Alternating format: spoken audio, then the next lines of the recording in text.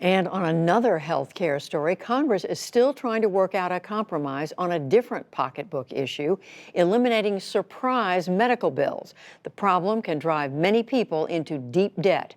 Our economics correspondent Paul Solman has a report on that debt and a unique effort to help people in need. It's part of our series, Making Sense. 61-year-old Gwendolyn Quezada had a near-fatal stroke last year. They had told my son, if I come through, I would be a vegetable. The North Carolina resident managed to defy the experts, but not the economics. Hearing the bill collectors calling you about hospital bills, that you know you don't have the money. How much were your bills? Over $6,000. That's after insurance. You have the doctor, then you have the labs. When you Texas teacher Reagan Adair owed $10,000 after migraines landed her in the hospital. This has got to be the most embarrassing thing to have to go through. And after 13 strokes and 2 heart attacks, John Fouch simply says, I don't have the money, I don't have a job, I can't pay it. These are a small sampling of the many millions of Americans who collectively owe nearly $1 trillion worth of medical debt. 50% of all collections in this country are medical. Of the 100,000 collectors that we have in this country, 50,000 or more are medical debt collectors. Craig Antico and Jerry Ashton used to be debt collectors. Were you embarrassed to tell people you were a debt collector? I introduced myself as resolution management. I say, I run a collection agency. And what was their reaction in general? Oh, you're the leg breaker. What do you want? $140, you got it? No. Come on, let's tear it up. Now, it's not as if legally licensed debt collectors bear any resemblance to gangland toughs.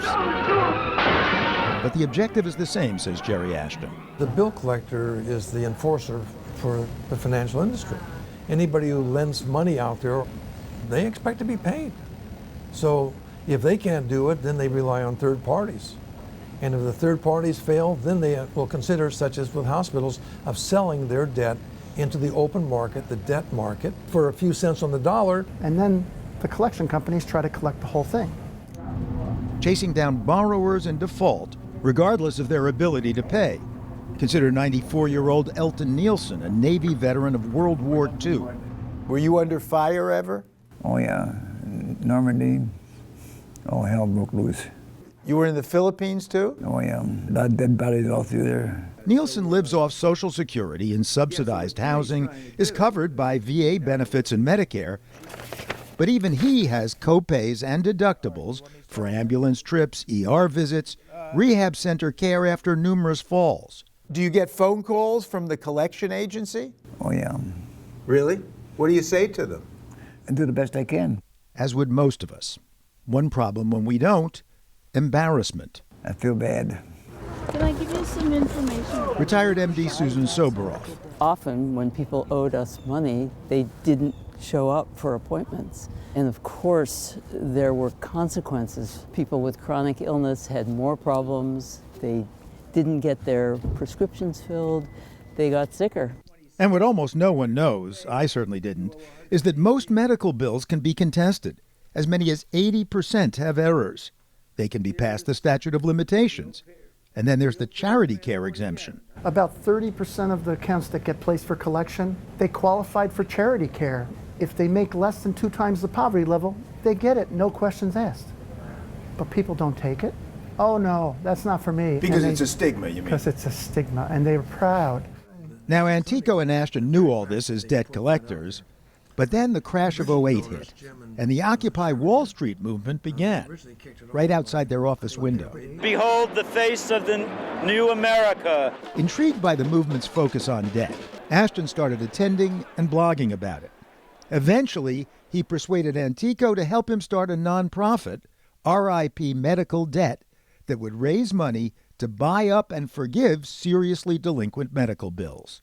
It was a slog and a half. How do you make a living as a debt forgiver? You have to get donors that are willing to pay your salary. Okay? For the first 3 years, we made hardly anything, and my wife was saying, why are we going into debt to help people get out of debt? I ran up all my credit cards. I borrowed from my own family. My wife gave me the silverware and her jewelry to put into hock. I hocked my guitar that I used to play with as a folk musician. I have 5 boys, and 2 of them had to stop going to college. And then when did it turn around? In May of 2016, we got on a nationwide show. So are you ready to do this? That's investigative comedian John Oliver, whose HBO show had actually created a company to buy and forgive uncollected medical debt. We were soon offered a portfolio of nearly $15 million of out-of-statute medical debt from Texas at a cost of less than half a cent on the dollar, which is less than 60 grand.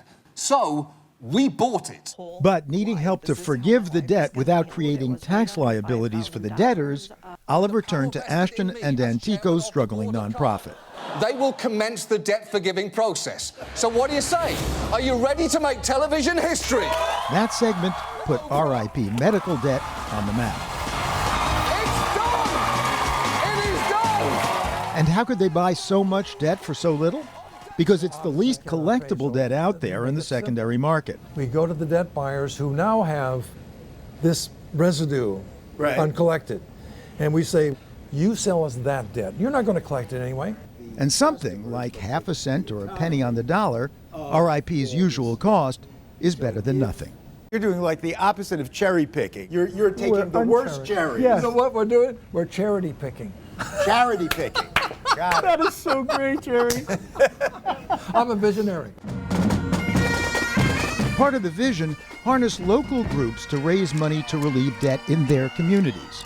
At last month's Veterans Day parade in Ithaca, New York, Judy Jones was fundraising for a second round of debt relief. She'd read about RIP medical debt last year. I called the head of the charity and I said, can we do this? And he said, yes, if you raise $12,500. So we did. Mostly from friends, wiping out $1.5 million of medical debt in upstate New York. So this year she decided to do it again, targeting veterans' debt. We set up a website, Cure Vet Debt. $1 relieves $100 of the veterans' debt. She sends money to RIP. That's wonderful, thank you. They buy up a debt portfolio. But though Jones also ministers to local vets like Elton Nielsen, she can't target individuals. Neither can RIP, no matter how desperate the requests. I was diagnosed with non-operable pancreatic cancer in April 2018. Our bills have already surpassed $2.4 million. Hospital has already sent me to collections. Please help. Thank you. And how many of these have you gotten? We've had a total of over 10,000 people write to us. And you can't do anything individually with any of them? We can't abolish debts of individuals. But the individuals in the portfolios get a letter in a yellow envelope telling them their medical debt has been canceled. That's how local TV stations, which had raised money from viewers for debt forgiveness, found the folks with whom this story began. You no longer owe the balance on the debt. A final thought. Our story's been timed to run during the holiday season, a time for giving. So you yourself can do as Judy Jones has done, or even simpler and more modestly, say the co-authors of the book End Medical Debt. Every time somebody goes to Amazon and buys the book, because the authors gave up our royalties, that's the same thing as donating $500 towards medical debt. You mean you wipe out $500 worth It'll of... wipe out $500 worth of medical debt and educate you as well. For the PBS NewsHour, Paul Salman, trying to help educate from New York. Remarkable. And just this afternoon, RIP Medical Debt announced that it had eliminated $1 billion in medical debt for over 500,000 people.